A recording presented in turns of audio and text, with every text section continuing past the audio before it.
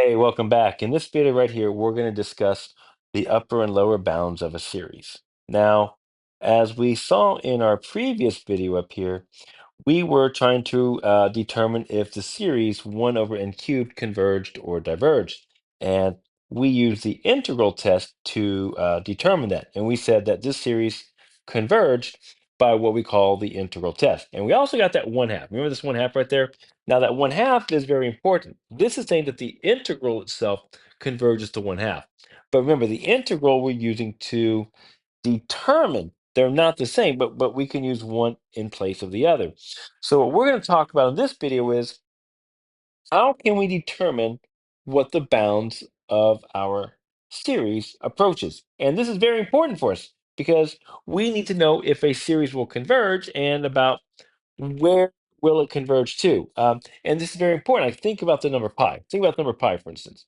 If we think about the number pi, I know it converges somewhere between 3.14 and 3.15. So I know with the uncertainty that pi converges, and I can also tell what it converges to.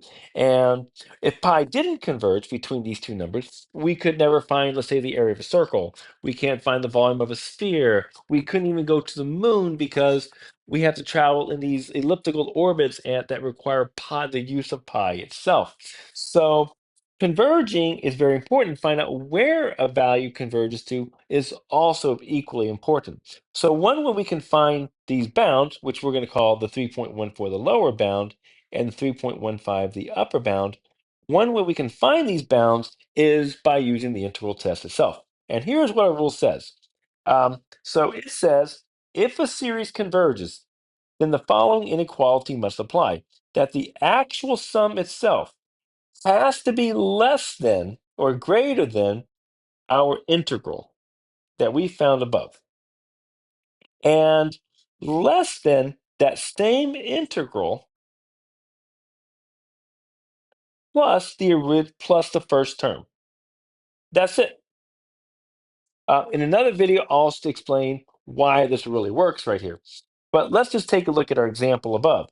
We want to determine the upper and lower bounds for our series, as n goes from 1 to infinity of 1 over n cubed. Well, when we took the antiderivative 1 to infinity of 1 over x cubed dx, um, we said that that was equal to 1/2. So let's apply our rule.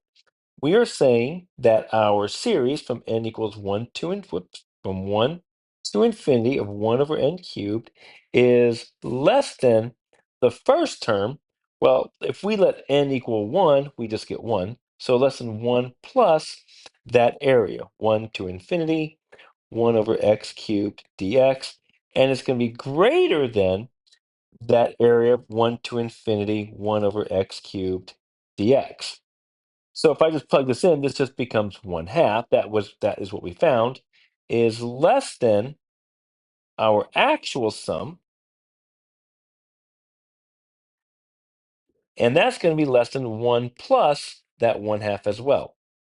Therefore, what we're saying is that the actual sum, as n goes from 1 to infinity, 1 over n cubed, is between 1/2 and 3 over 2. So we are saying that the sum is between the following two numbers. Soft brackets, 1/2 and 3/2. That's it. So we're saying if we were to add up all these terms, remember, we would add them 1 plus 1 over 8 plus 1 over 27 plus 1 over 64. That's the first four terms plus dot, dot, dot. If we were to add it forever, that's going to be between 3/2 and 1/2. And that is by our integral test. All right, so in another video, I'm going to explain, I'll just send you click a link to one, why this works. It's a pretty cool little way, so please take a look at that video if you get a chance. Bye-bye.